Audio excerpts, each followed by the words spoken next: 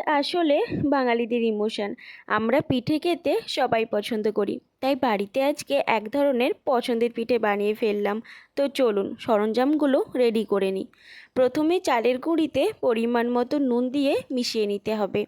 তারপর দিতে হবে চিনি। আপনারা যেমন মিষ্টি খেতে পছন্দ করেন সেই পরিমাণ মতো চিনি দেবেন। তারপর একে একে এলাচ গুঁড়ো, দেন নারকেল কুচি, তারপর মেন জিনিস হলো সেদ্ধ করা লাউ। তারপর দিতে হবে দুধ। দুধটা একটু বেশি করে দেবেন। দুধ বেশি দিলে পিঠের স্বাদটা দ্বিগুণ হয়ে যায়। এখানে আপনারা ছোলা ব্যবহার করতে পারেন, বাড়িতে ছিল না বলে দেওয়া হয়নি। সব একসাথে মিশিয়ে ভালো করে হাত দিয়ে মাখাতে হবে। দেখুন কত সুন্দর সাদা হয়ে গেছে। এবার এদিকে তো সব রেডি। তো চলুন পিঠে তৈরির প্রসেসটা দেখানো যাক আপনাদের। এখানে আমি নিয়েছি একটা টিনের কড়াই। তাতে কিছুটা জল দিয়ে তার ওপরে কলা পাতা কয়েকটা রেখে চাপা দিতে হবে। আমরা উনুনে পুরো প্রসেসটা করে দেখাবো, তবে আপনারা চাইলে গ্যাসে কুকারের সাহায্যে করতে পারেন। কুকারে করলে কুকারের ঢাকনা না আটিয়ে করতে হবে।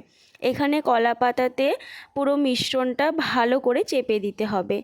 দেন তার ওপরে কলা পাতাগুলোকে সাজিয়ে দিয়ে ওপরে কিছুটা জ্বালন দিয়ে তার মধ্যে আগুন রেখে তাপ দিতে হবে।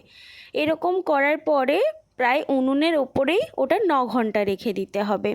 এতক্ষণে নিশ্চয় দেখে বুঝতেই পারছেন যে এটা কী পিঠে তৈরি হচ্ছে। দেখে কমেন্ট করে বলুন তো। দেখুন এটা 9 ঘন্টা পর খোলা হয়েছে। কি সুন্দর দেখতে লাগছে। ওই যে একটু চোঁয়া চোঁয়া ভাব আছে ওটা থাকবে, ভয় পাওয়ার কিছু নেই। কত সুন্দর হয়েছে দেখুন। পিস পিস করা হচ্ছে কিন্তু বঁটিতে লাগছে না। কত সুন্দর পিস পিস হয়ে যাচ্ছে আর খুব সুন্দর এঁটে গেছে জিনিসটা। কে কে এই পিঠে খেতে ভালোবাসেন কমেন্ট করে জানাবেন। খুব টেস্টি হয়েছিল কিন্তু খেতে। আপনারাও এই সহজ পদ্ধতিতে তাড়াতাড়ি বাড়িতে বানিয়ে ফেলুন। তৈরি করে কিন্তু জানাতে ভুলবেন না কমেন্টে।